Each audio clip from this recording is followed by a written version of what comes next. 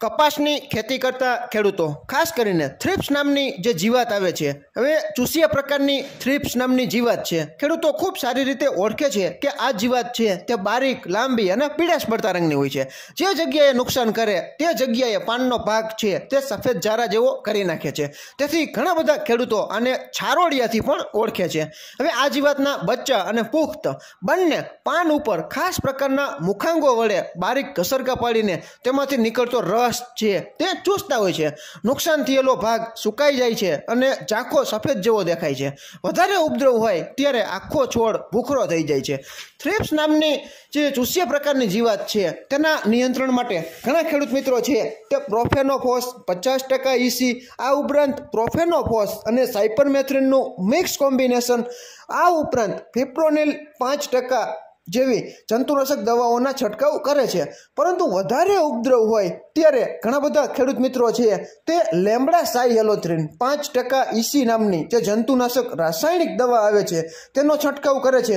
ત્યારે ખેડૂત મિત્રો શું થાય કે વધારે ઉપદ્રવ હોય ત્યારે લેમ્બડા સાયહેલોથ્રિન 5% ECનો જે ખેડૂત ભાઈઓ છંટકાવ કરે છે તેવા ખેડૂતો વાત કરતા હોય છે કે મારે આ દવાથી થ્રિપ્સનું નુકસાન હતું તે વધી ગયું, થ્રિપ્સ નામની જીવાત વધી ગઈ. હવે ખેડૂત મિત્રો, લેમ્બડા સાયહેલોથ્રિન 5% EC ખૂબ સારામાં સારું ટેકનિકલ છે, તે થ્રિપ્સમાં ખૂબ સારું આપે છે. પરંતુ નોર્મલ થ્રિપ્સ હોય ત્યારે જો આપણે છંટકાવ કરી તો થ્રિપ્સમાં ખૂબ સારું એવું નિયંત્રણ આપણે લેમ્બડા સાયહેલોથ્રિન 5% EC નામની જંતુનાશક દવાથી મેળવી શકીએ. પરંતુ વધારે ઉપદ્રવ હોય ત્યારે ખેડૂત મિત્રો તમે આ દવાનો છંટકાવ કરો તો આ દવા એક તો સિન્થેટિક પાયરેથ્રોઇડ ગ્રુપની દવા છે, એટલે છોડમાં કુણપ છે તે આનો છંટકાવ કર્યા પછી વધારે નીકળે.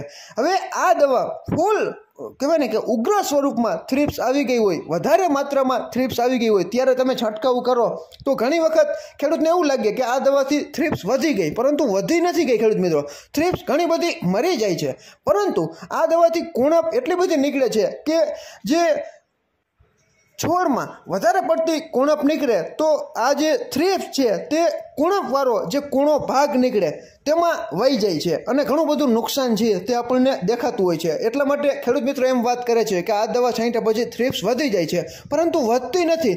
કુણા કહેવાય ને લીલી કુણપ છે તે વધારે નીકળતી હોવાથી તેમાં ટ્રાન્સફર થઈ જાય છે. થ્રિપ્સ છે તે ટોચે જે કુણપ વધારે નીકળેલી હોય તેમાં વહી જાય છે અને ફરી પાછું આક્રમણ કરે છે.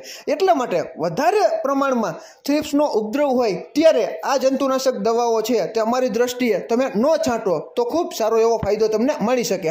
આ જગ્યાએ તમે પ્રોફેનોફોસ છે, ફિપ્રોનિલ છે, આ ઉપરાંત પ્રોફેનોફોસ અને સાયપરમેથ્રિનનું મિશ્રણ છે, અથવા વધારે સ્વરૂપમાં આવી ગઈ હોય તો ઊંચા ટેકનિકલો પણ ખેડૂત મિત્રો તમે વાપરી શકો છો. પરંતુ થ્રિપ્સમાં ખૂબ સારું એવું રિઝલ્ટ છે તે પ્રોફેનોફોસ 50% EC અને ફિપ્રોનિલ 5% SC જે જંતુનાશક દવા આવે છે તેના ખૂબ સારા રિઝલ્ટ છે. પરંતુ આ દવાઓથી પણ રિઝલ્ટ ન મળે તો તમે ઊંચા ટેકનિકલો પણ ખેડૂત મિત્રો વાપરી શકો છો. ખેડૂત મિત્રો, આ માહિતી અમે અમારા અનુભવ આધારિત તમારા સુધી અમે પહોંચાડી.